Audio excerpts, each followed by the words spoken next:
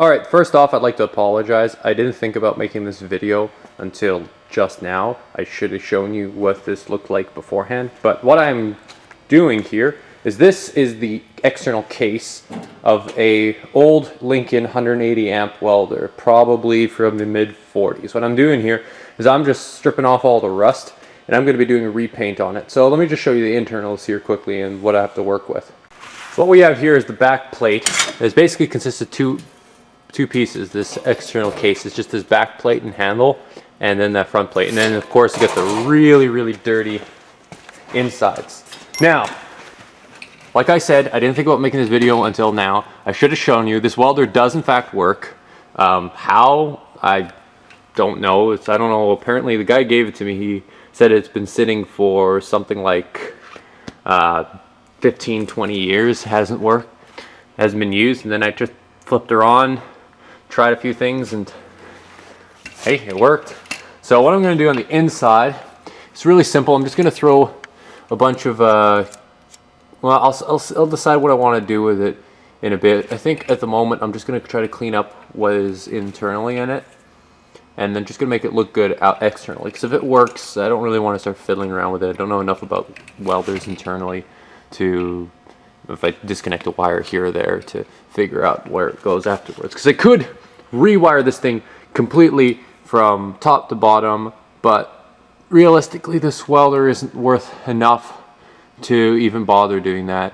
Although it looks, all I want to do is just to work and then to look good on the outside. If it stops working, then I'll tear it apart from the inside and I'll rewire everything. Other than that, I'm just going to do the outside, make it look pretty. So, making it look pretty, what are we working with here? So we got the external case here. We got our 50 grit sandpaper here on our air tool, and just sand that down.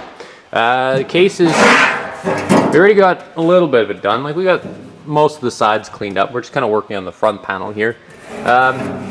Getting into these little nooks and crannies is a bit tricky, but what I'm going to do is I'm going to clean up the entire front face of this so it's bare to the bones.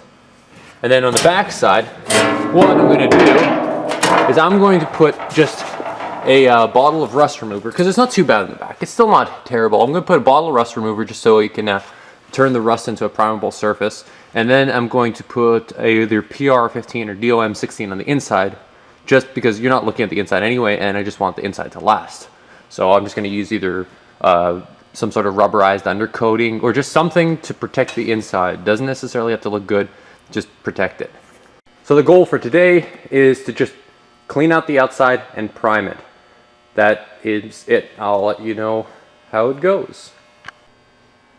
Alright, so now we have here the back panel for that welder.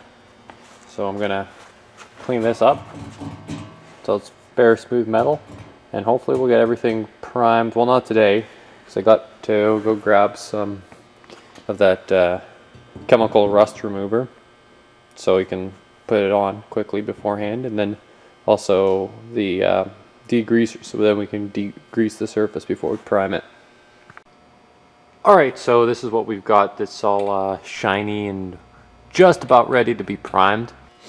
Alright, before we start, we're going to need a few supplies here, and I suppose now with the modern times I'm doing the whole selfie thing.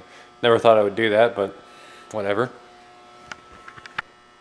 So, here's our box of supplies. Things we'll need before we go ahead and start painting this welder. Alright, so let's go through the things here quickly. First off, we got a can of acetone. That's always nice because it's good for cleaning surfaces. So, acetone, you use that for cleaning dust off of stuff. It gets your surfaces completely clean. Next thing we're going to need is a bottle of rust remover. This is a convertible rust. It converts rust into a primed surface, but I'll prime over it anyway. Between the acetone and that rust remover, it'll do a pretty good job.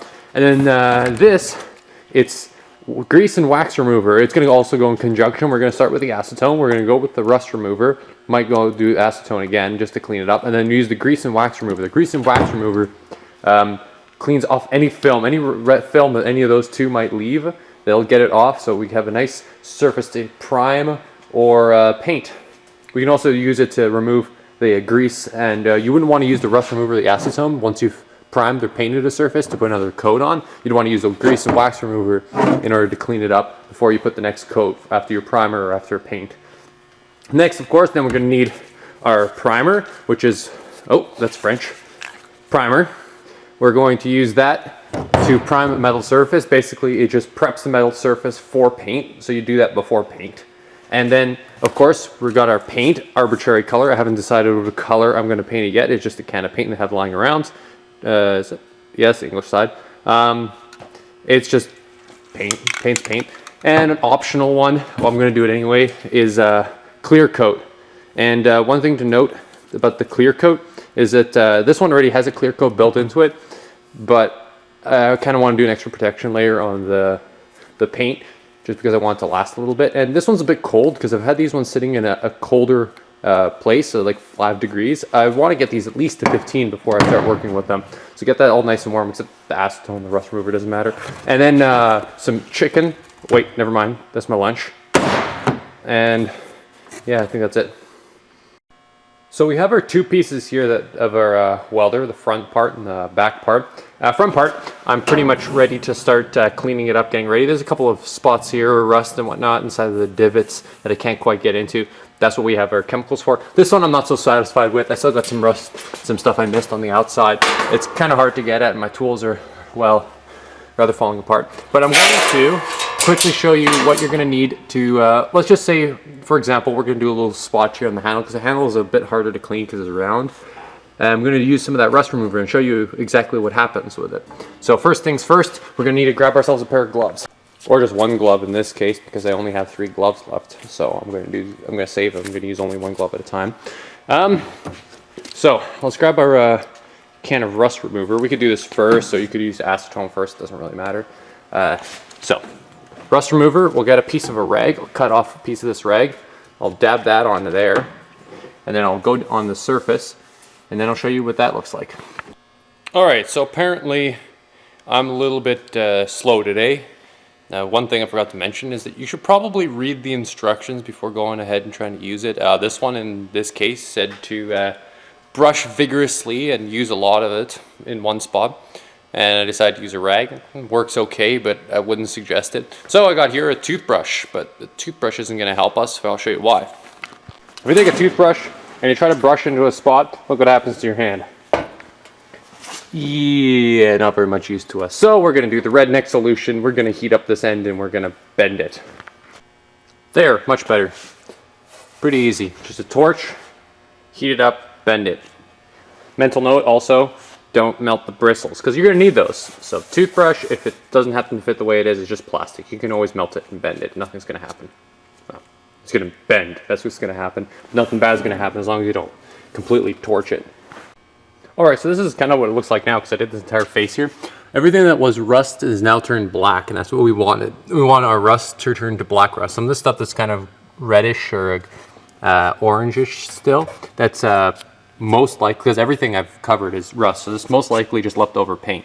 So anything that's leftover paint, I could go ahead and clean it out, but a lot of this stuff is divoted in, especially this type of stuff. So I won't be able to get it unless I cut through most of the metal, so I'm going to try to save as much of this as I can. So that's what I'm going to do.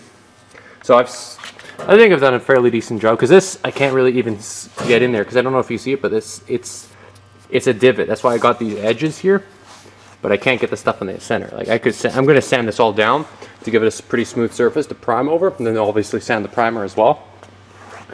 But this method will result in, well, pretty long-lasting thing. Now, obviously, I'm going to do the backside, because the backside there's quite a bit more rust and a lot of paint too. So the thing is with the rust remover, it'll save the paint, but it'll get rid of the rust, which is nice. And of course, after you're done doing your rust removing, you're going to notice that there's a film on our parts here. So you got film, all this white film in business. It's on both pieces. So we're going to use our wax and grease remover to get that off. And obviously, safety glasses, because using a toothbrush, scraping this stuff around, it can get in your eyes. And getting in your eyes is not very good. I don't know what the directions say. I'm pretty sure it's like flush your eyes with water 15 minutes and get medical advice. So don't get in your eyes. Wear safety glasses. It's easier than going to the hospital, and probably cheaper too.